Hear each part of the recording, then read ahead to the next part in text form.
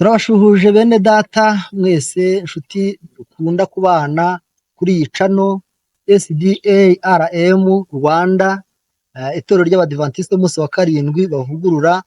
Nk'uko mubizi, intego yacu ni ukubagezaho ibyigisho bya Bibiliya mu ishuri ryo ku Isabato.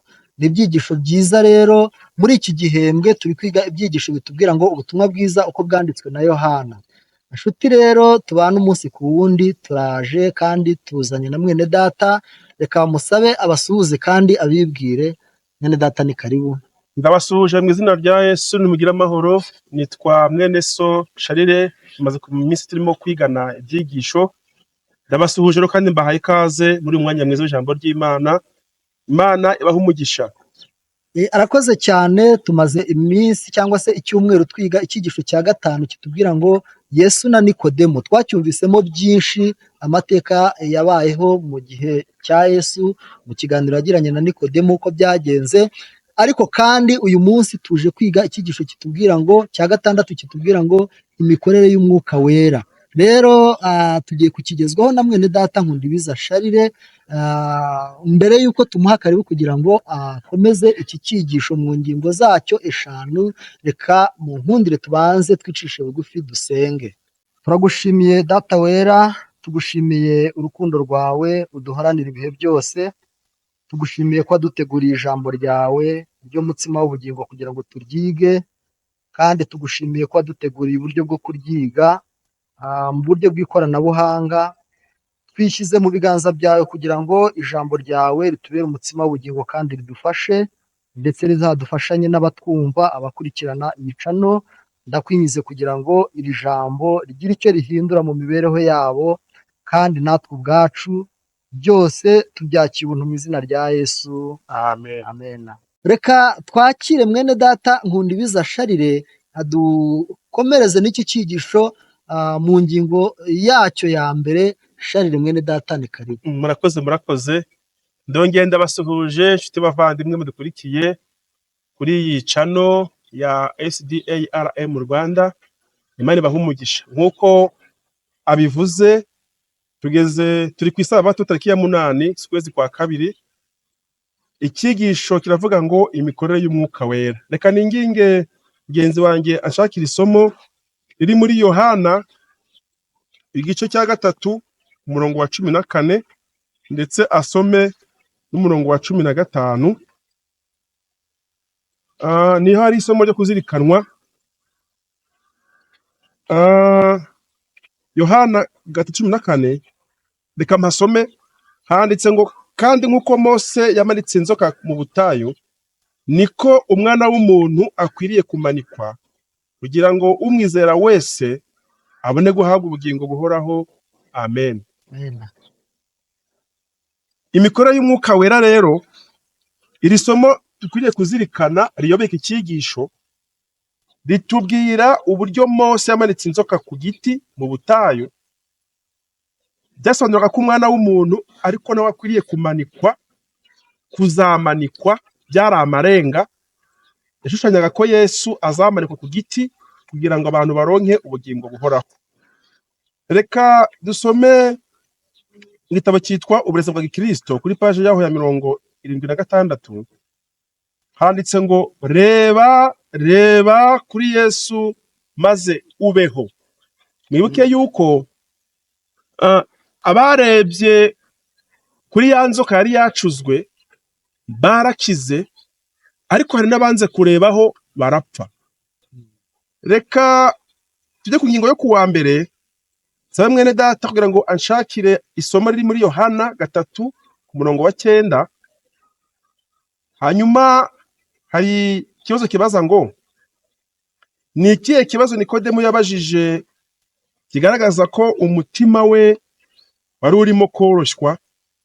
Gatumusabe adusomere aya magambo ari muri Yohana 3 umurongo wa 9. Reka dusome iyo somo riri muri Yohana 3 umurongo wa 9. Aratubwira ngo Nikodemu aramusubiza ati, ibyo byashoboka bite? Amen. Amen. Aha hari amagambo ari mu gitabo cyitwa Ibihamya ku bagabura kuri paje yaho ya 368. ndetse na 369. Mu by'ukuri Yesu yabwiye Nikodemo ati, impaka sizo zizakemura ikibazo cyawe, kandi guterana amagambo bisa nko gutongana sibyo bizanira umuntu umucyo. Ukwiriye kugira umutima mushya, bitabaye ibyo ntushobora kumenya iby'ubwami bwo mu ijuru. Ntabwo ari ibihamya byinshi bizatuma uba mu mwanya ukwiriye, ahubwo ni imigambi mishya, ibintu bishya byo gukora. Ukwiriye kuvuka ubwa kabiri.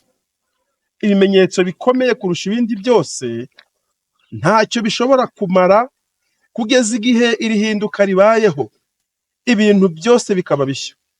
Ibyo bitagenze bityo ntushobora kubona ubwami bw'Imana. Bavandimwe, aha Kristo yabwiraga Nikodemu amusubiza ku kibazo yaramubajije, amugira inama amubwira ngo kujya impaka nta kintu byakemura, yewe n'ibimenyetso by'ibitangaza bikomeye ntacyo byakemura. Igifite icyo kimaze ni ihinduka ryo mu mutima. Aya magambo yari amagambo akojeje isoni cyane kuri Nikodemu. Ntiyari afite ubwenge buhagije bw'iby'umwuka bwo kumenya ubusobanuro bw'amagambo ya Kristo. Nyamara Umukiza ntiyigeze ahangana nawe mu magambo ngo bajye impaka. Imirasire imwe n'imwe y'umucyo w'ukuri yatangiye kwinjira mu bwenge bw'uwo mutegetsi. Amagambo ya Kristo yamwujuje ugutangara, maze bituma abaza ati, ibyo bishoboka bite? Mwibuke ko Yesu abwira Nikodemo ko agiye kuvuka ubwa kabiri. Nikodemo yarabajije ngo mbese umuntu ungana nanjye, umuntu w'umugabo, umuntu w'umusaza, nabasha nte gusubira mu nda ya mama nkongera kuvuka? Aha rero umwami Yesu yamusubizanije umwete agira ati, ukaba uri umwigisha, ukaba uri umwigisha w'Abisirayeli, ntumenye ibyo? Amagambo ye yahaye Nikodemo isomo ry'uko aho kugira ngo arakazwe n'amagambo y'ukuri yumvikana neza no kwinangira, akwiriye kurushaho kwiyoroshya bitewe n'ubujiji bwe mu by'umwuka. Nyamara amagambo ya Kristo yavuzwe mu buryo bwiyubashye cyane, kandi mu ndoro no mu mvugo hagaragaza urukundo rwimbitse. Yamukundaga ku buryo atarakaye ubwo yamenyaga imimerere ye iteye isoni.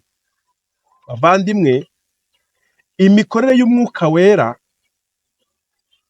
kuri iyi ngingo yo ku wa mbere ivuga ngo kubaza ikibazo biturutse ku gushoberwa. Ibyo umuntu yashobewe, ibyananiwe gusobanurwa n'ubwenge bwacu, Umwuka Wera arabisobanura. Nk'uko Nikodemo bamubwiye ko akwiriye kuvuka ubwa kabiri, iyo mvugo ntiyashobora kuyumva, iyo mvugo iramuyobera. Aravuga ati, ese umuntu ungana nanjye nabasha gusubira mu nda ya mama nkongera kuvuka? Umwuka Wera rero amugezeho, Nikodemo yasobanukiwe n'ibyo Kristo yavugaga. Ngira ngo iyi ngingo reka mpe mwene data umwanya atubwire uko ari kuyumva, hanyuma twerekeze ku musozo w'iyi ngingo. Murakoze cyane mwene data, ni ingingo nziza cyane irimo amagambo y'ubwenge. Hano Nikodemo amateka ye yari umwigisha amategeko, ariko hano Yesu yamubwiye amagambo dusomye muri iki gitabo cy'umwuka w'ubuhanuzi, kuko abigisha amategeko bari abanyabwenge, ariko muri kiriya gihe bari abanyempaka cyane, bagenzaga Yesu bagakunda kumugisha impaka. Kandi hirya no hino natwe dufite ubwenge dukura mu byanditswe ndetse tukanabijyamo n'impaka, ariko hano Yesu yamweretse ko impaka atari zo zakemura ikibazo cye, ahubwo akwiriye kugira umutima uhindutse. Aha harimo icyigisho gikomeye rero, jye nawe dukurikirana ibi byigisho, natwe dukeneye umutima uhindutse. Ariko kuba tuzi ibyanditswe byinshi, kuba twajya impaka tugatsinda tukemeza abantu, ibyo byonyine ubwabyo ntabwo bihagije kudufasha, ahubwo icyadufasha cyatugirira umumaro ni ukugira umutima uhindutse. Rero Imana iguha umugisha cyane mwene data Sharire, ibyigisho biraryoshye cyane. Arakoze cyane mwene data ukigize, Imana imuhe umugisha. Dusaba Imana kugira ngo iduhe guhinduka, maze umurimo w'Umwuka Wera ukore mu mitima yacu. Ryo ni isengesho nsenga nisabira, bamwe mbasabira, Imana ibidufashe biduhera ubuntu mu izina rya Yesu, amen.